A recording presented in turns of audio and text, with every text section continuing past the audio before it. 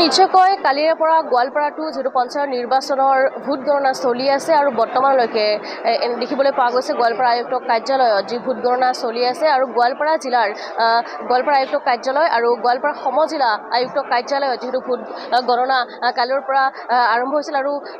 ইতিমধ্যে গোৱালপাৰা যি সমজিলা আয়ুক্ত কাৰ্যালয়ত ভোট গণনা ৰাতিপুৱাৰ ভাগত শেষ হৈছে আৰু গোৱালপাৰা আয়ুক্ত কাৰ্যালয়ত বৰ্তমানো যিহেতু ভোট গণনা চলি আছে পৰিৱেশ দেখুৱাম সামগ্ৰিক পৰিৱেশটো পোনপ্ৰথমে দেখুৱাব বিচাৰিম ৰাতিপুৱাৰ পৰা এনেদৰে যেহেতু ইয়াত ভোট গণনা চলি আছে আৰু এই মুহূৰ্তত আমি ক'বলৈ যদি বিচাৰোঁ তেতিয়াহ'লে এই গোৱালপাৰা জিলাখনত কিন্তু আন ঠাইৰ লগতে গোৱালপাৰা জিলাখনতো কিন্তু বিজেপিয়ে এই পঞ্চায়ত নিৰ্বাচনৰ জয় যাত্ৰা কৰা পৰিলক্ষিত হৈছে এক বৃহৎ অগ্ৰগতি দেখিবলৈ পোৱা গৈছে গোৱালপাৰা বিজেপিত আৰু গোৱালপাৰাৰ যি গোৱালপাৰা জিলাখনত আছে 16টাকৈ যিহেতু জিলা পৰিষদ আছে 16টা জিলা পৰিষদৰ ভিতৰত 2টা জিলা পৰিষদ ইতিমধ্যে যিটো বিনা প্ৰতিদ্বন্দ্বিতাত বিজেপি আৰু অগপ যি NDAৰ প্ৰাৰ্থী যি বিনা প্ৰতিদ্বন্দ্বিতাই নিৰ্বাচিত হৈছে আৰু যিহেতু 14টাকৈ সমষ্টিত নিৰ্বাচন অনুষ্ঠিত হৈছিল 14টাকৈ সমষ্টিত নিৰ্বাচন অনুষ্ঠিত হৈছিল আৰু কাইলৈ যেহেতু ভোট গণনা হৈছিল 14টাকৈ সমষ্টিত ভোট গণনা আৰম্ভ হৈছিল আৰু 14টাকৈ সমষ্টিৰ ইতিমধ্যে যদি আমি ক'বলৈ যাওঁ তেতিয়াহ'লে 4টাকৈ যি সমষ্টি আছে যি 4টাকৈ সমষ্টিত বিজেপিয়ে জয়গান গোৱা দেখিবলৈ পোৱা গৈছে বিজেপিৰ এক বৃহৎ জয় দেখিবলৈ পোৱা গৈছে আৰু 4টাকৈ সমষ্টিত ইতিমধ্যে বিজেপিৰ অগ্ৰগতি দেখিবলৈ পোৱা গৈছে এটা সমষ্টিত নিৰ্দলীয় প্ৰাৰ্থী এগৰাকীৰ অগ্ৰগতি দেখিবলৈ পোৱা গৈছে আৰু আনপিনে যদি চাবলৈ যাওঁ তেতিয়াহ'লে কংগ্ৰেছ যিহেতু গোৱালপাৰা জিলাখনৰ 4টাকৈ বিধানসভা সমষ্টি 4টা বিধানসভা সমষ্টিয়ে 4গৰাকীকৈ MLA যি বিধায়ক তেনে ক্ষেত্ৰত দেখিবলৈ পোৱা গৈছে গোৱালপাৰাৰ এই পঞ্চায়ত যি নিৰ্বাচনৰ যি আমি যদি আজি ফলাফল চাবলৈ যাওঁ তেতিয়াহ'লে কংগ্ৰেছে কিন্তু মাত্ৰ এটা সমষ্টিতহে জয়ী হৈছে বুলি ক'ব লাগিব আৰু এক প্ৰকাৰ কংগ্ৰেছৰ এক খহনীয়া দেখিবলৈ পোৱা গৈছে গোৱালপাৰাটো আচলতে যি আৰম্ভ হৈছে কংগ্ৰেছৰ খহনীয়া এয়া এক প্ৰকাৰ ক'ব পাৰি কিয়নো গোৱালপাৰা জিলাখনৰ 4টাকৈ বিধানসভা সমষ্টিৰ যিহেতু বিজেপি কংগ্ৰেছৰ দখলত আছে তেনে ক্ষেত্ৰত এই পঞ্চায়ত নিৰ্বাচনৰ যি ফলাফল সেই ফলাফলে এক প্ৰকাৰ দেখুৱাই দিছে যে বিজেপি গোৱালপাৰাটো আচলতে সাঙুৰ খাই গৈছে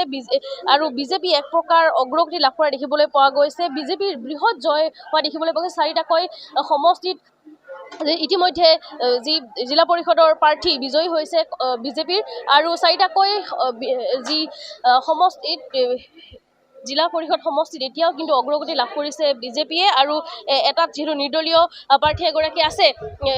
প্ৰাৰ্থীগৰাকীৰ সমৰ্থক আছে তেওঁলোকৰ পৰা কথা পাতিবলৈ যত্ন কৰিম যিহেতু নৱাগত শিমিলিতলা নিৰ্দলীয় প্ৰাৰ্থীগৰাকী এতিয়া অগ্ৰগতি লাভ কৰিছে হয় নিশ্চয় এতিয়া আপোনাৰ ধৰক 19,000 ভোটৰ ব্যৱধানত লিড লৈ আছে নিৰ্দলীয় প্ৰাৰ্থী মিছ আলমিনা বেগম 5 নং নৱাগত চিমতলা জিলা পৰিষদ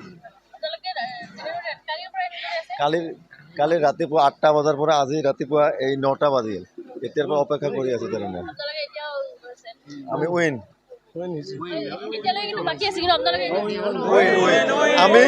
আমি কংগ্ৰেছৰ প্ৰাৰ্থী যিজন আছে তেওঁক মোটামুটি 11,000 ভোট আমি ধাৰ হিচাপত দিব পাৰোঁ এতিয়া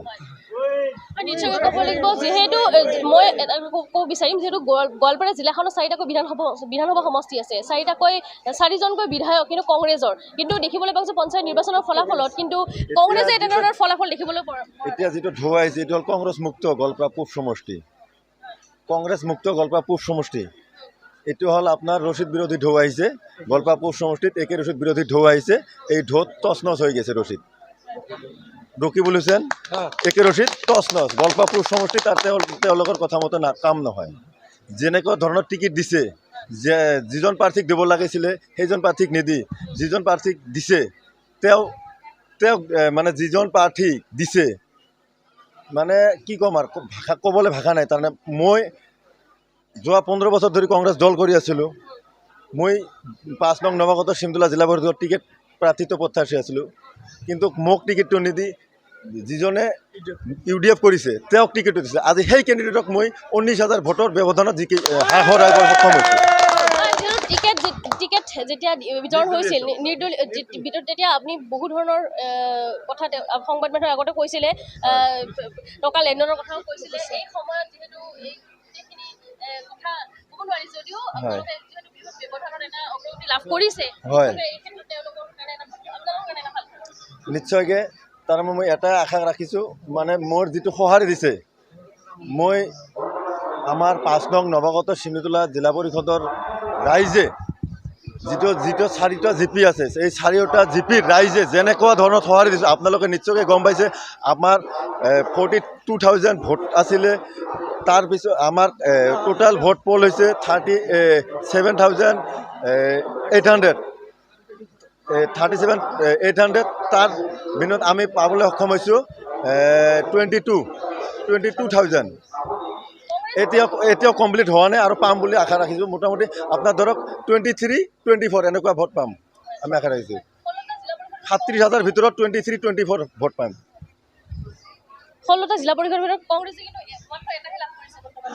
হয় কংগ্ৰেছ নাইকিয়া হৈ গৈছে গোৱালপাৰা বৰ্তমান কংগ্ৰেছ মুক্ত গোৱালপাৰাত কংগ্ৰেছ মুক্ত হৈ গৈছে এতিয়া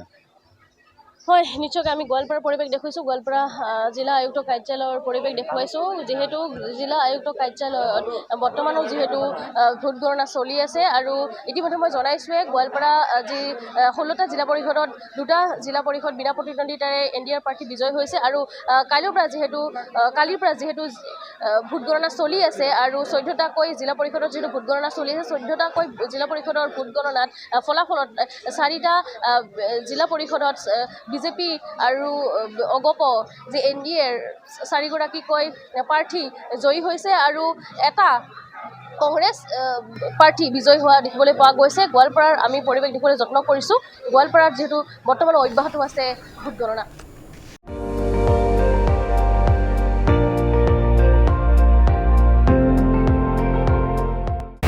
আপুনি চাই আছে ND24 সৰ্বশ্ৰেষ্ঠ নহয় সৰ্বোত্তমৰ দৌৰ